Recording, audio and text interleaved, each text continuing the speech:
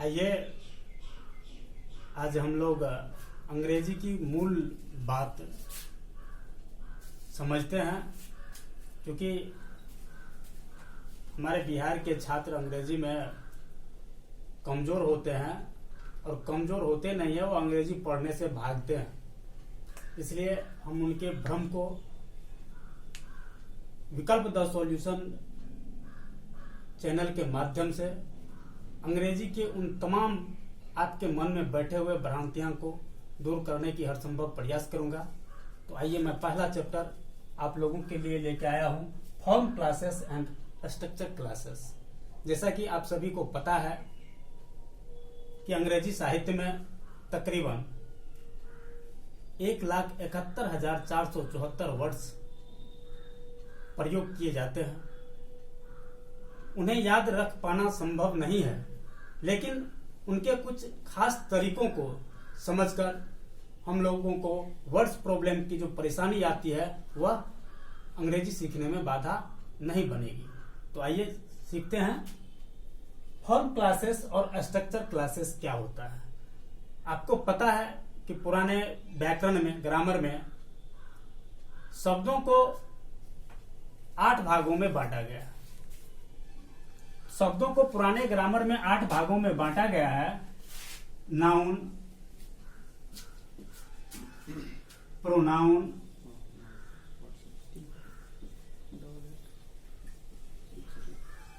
Adjective, adverb,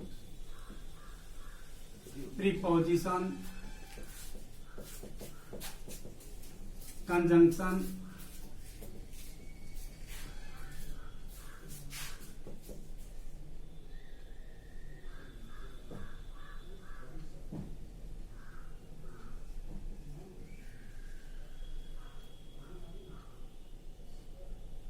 and interjection. तो हम लोगों को पता है कि यह ओल्ड इंग्लिश ग्रामर के तहत इनके 8 भेद होते हैं, लेकिन अब मॉडर्न इंग्लिश ग्रामर में इनको 2 भागों में बांटा है। पहला फॉर्म क्लासेस एंड दूसरा स्ट्रक्चर क्लासेस। यह शब्दों को सीखने और समझने में काफी सहूलियत प्रदान की है, और हमको आपको इस बात की थोड़ी सी तकनीक को समझना है। तो जानिए कि यह फॉर्म क्लासेस और स्ट्रक्चर क्लासेस क्या होता है। फॉर्म क्लासेस वह होता है जिनके रूपों में परिवर्तन करके उनके अर्थों में परिवर्तन हो जाता है। उनके आगे, पीछे या बीच में, मूल शब्दों के आगे, पीछे या बीच में अक्षरों या अक्षरों के एक समूह को जोड़ के शब्दों के अर्थ में परिवर्तन कर देता है, तो वह मॉर्फीम कहलाता है।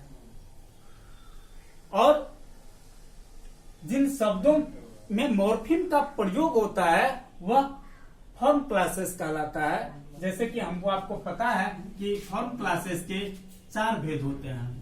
पहला है नाउन, दूसरा वर्ब, तीसरा एडजेक्टिव, चौथा adverb.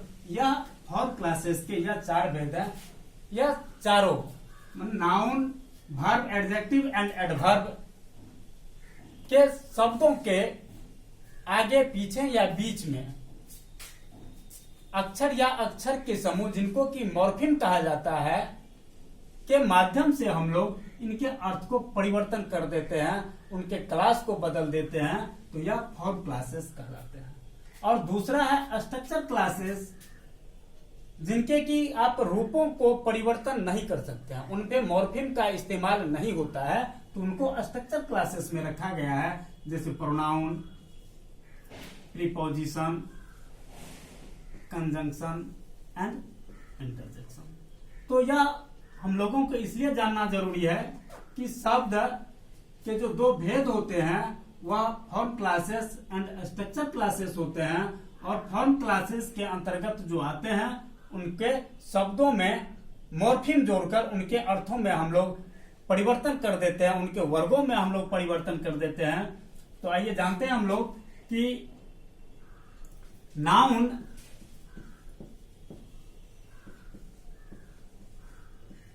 Verb adjective and adverb, यह वर्ड क्लासेज हैं और वर्ड क्लासेज के मूल शब्दों में रूट में मॉर्फिम जोड़कर शब्दों को अर्थ में या फिर उनके क्लास में हम लोग परिवर्तन कर देते हैं। तो किस माध्यम से करते हैं, उसका क्या नाम है, तो मॉर्फिम। मॉर्फिम को हिंदी में हम लोग रूप ग्राम कहते हैं। और जानिए कि मॉर्फिम के 3 भेद होते हैं। मॉर्फिम क्या है कि किसी रूट शब्द के, किसी रूट के आगे, पीछे या मध्य में अक्षरों या अक्षरों के समूह जब जोड़ा जाता है तो उसे हम लोग मॉर्फिम कहते हैं। तो मॉर्फिम के 3 भेद हैं। पहला है सफिक्स, दूसरा है प्रीफिक्स और तीसरा है इनफिक्स।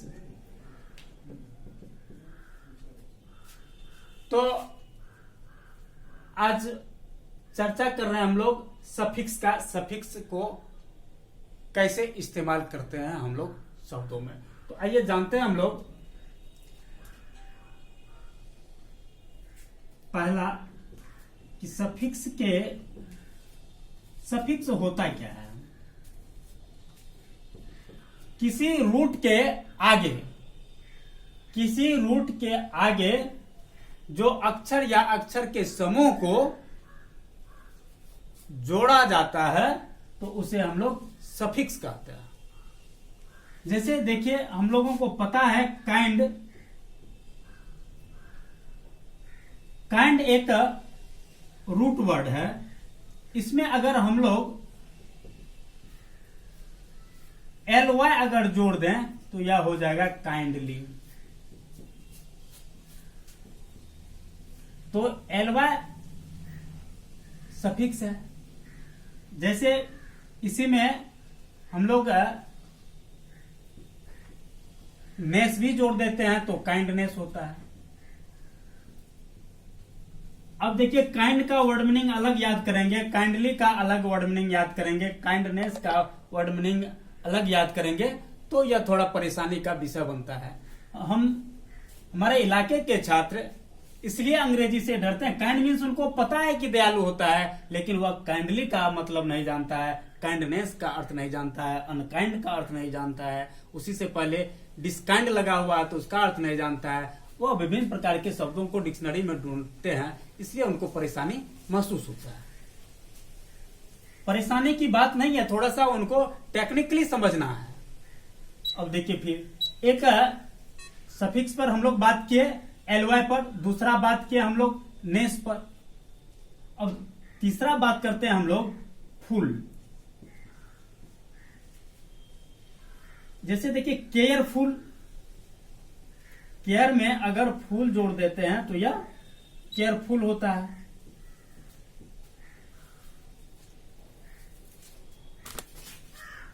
मेंट,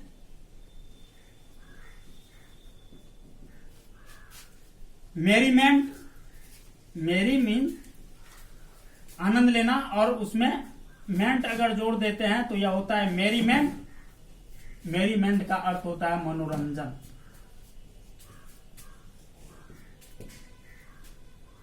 तो फुल, मेंट। तो सफिक्स के बहुत सारे मॉर्फिम होते हैं।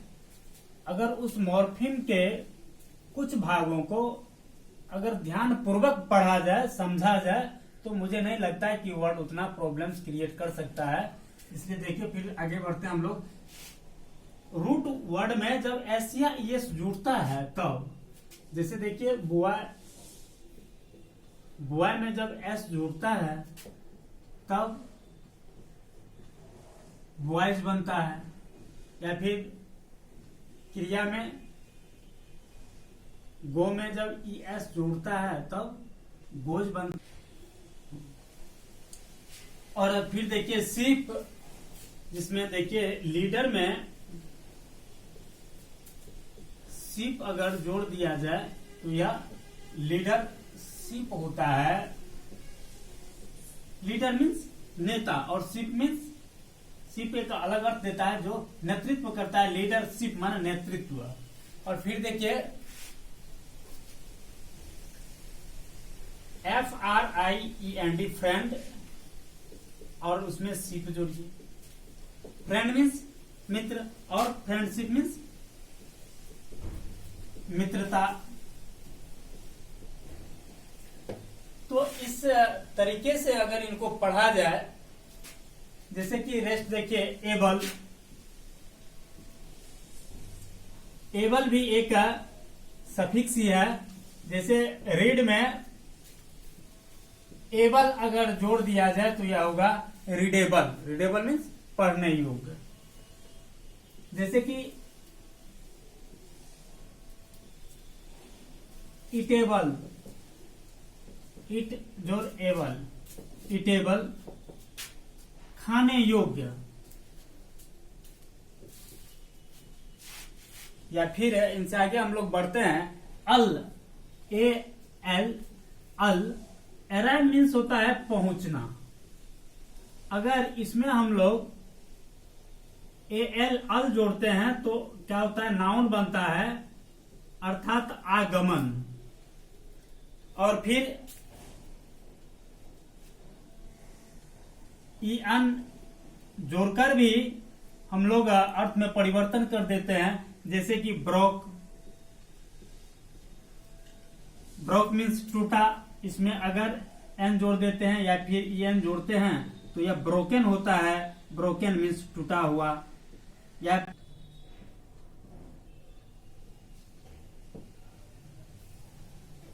और इसी तरीके से एक सफिक्स हुड है।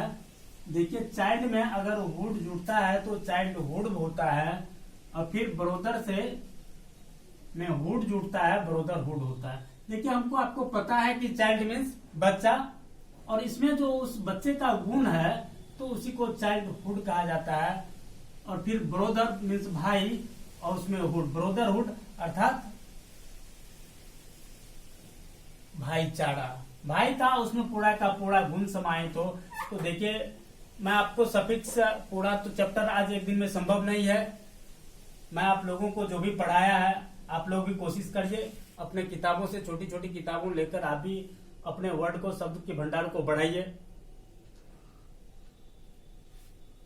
और अगर आपको मेरा यह क्लास बहुत अच्छा लगा तो आने वाले